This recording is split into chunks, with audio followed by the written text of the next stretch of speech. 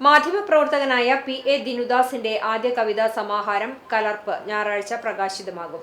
കണ്ടാണശ്ശേരി ഗ്രാമീണ വായനശാല കലാസമിതിയുടെ ആഭിമുഖ്യത്തിൽ സംഘടിപ്പിക്കുന്ന വായന പക്ഷാചരണത്തിന്റെ ഭാഗമായാണ് പുസ്തക പ്രകാശനം നടക്കുന്നത്.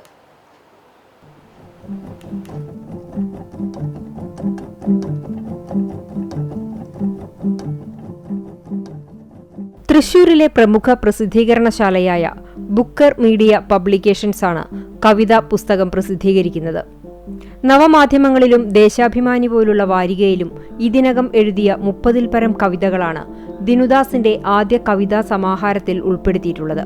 ആത്മീയ നാട്യങ്ങളുടെ, ജീവിതാസക്തികളുടെ ദുഷിപ്പുകൾക്കെതിരെയും നിരാധാര ജീവിതങ്ങളുടെ ഇരകളാകപ്പെട്ടവരുടെ സങ്കട വൃത്താന്തങ്ങൾക്കൊപ്പവും സഞ്ചരിക്കുന്ന വാക്കുകൾ കാവ്യഭാഷയിലും പ്രമേയത്തിലും ചില വിള്ളലുകൾ സൃഷ്ടിച്ച് പിറവികൊണ്ട കവിതകളാണ് കലർപ്പിൽ ഉൾച്ചേർത്തിട്ടുള്ളത്.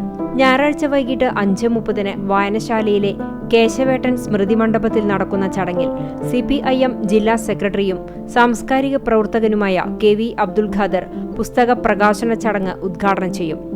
തൃശൂർ പ്രസ് ക്ലബിന്റെ വൈസ് പ്രസിഡന്റും ദേശാഭിമാനി സബ് എഡിറ്ററുമായ അക്ഷിത രാജ് ആദ്യ പ്രതി ഏറ്റുവാങ്ങും.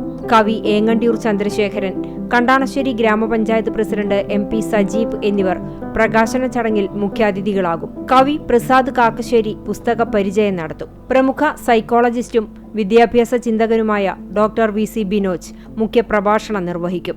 Booker media publications editor in charge Sanitha Anoop, novelist Rajithan Kandanassery, കവയത്രി മഞ്ജുഷ VB എന്നിവർ സംസാരിക്കും.